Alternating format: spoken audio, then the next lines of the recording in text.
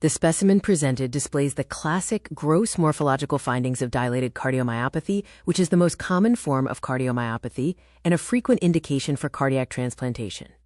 The heart is characterized by four-chamber enlargement and increased mass, though the ventricular walls may appear thin or of normal thickness due to the compensatory eccentric hypertrophy that occurs in response to chronic volume overload. In this specific pathologic section, we observe a markedly thickened and dilated left ventricle, which serves as a hallmark of impaired systolic function. The ejection fraction in such patients is typically reduced to less than 40%, leading to the clinical manifestations of congestive heart failure, such as dyspnea on exertion orthopnea and paroxysmal nocturnal dyspnea. A striking feature in this image is the subendocardial fibrosis, visible as an opaque whiteness of the endocardium.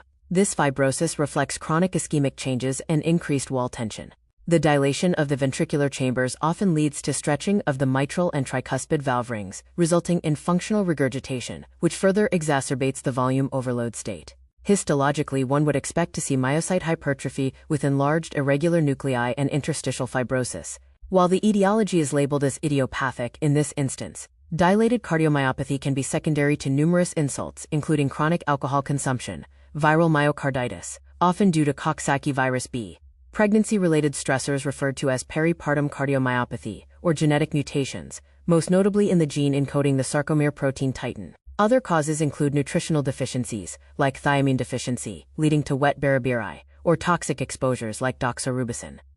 Complications of this structural remodeling include the formation of mural thrombi within the dilated apex, which can embolize to the systemic circulation, causing strokes or mesenteric ischemia. Furthermore, the stretching of the conduction system frequently precipitates arrhythmias, which are the primary cause of sudden cardiac death in these patients. Management involves the use of beta blockers and angiotensin-converting enzyme inhibitors to slow the remodeling process, along with diuretics for symptom control.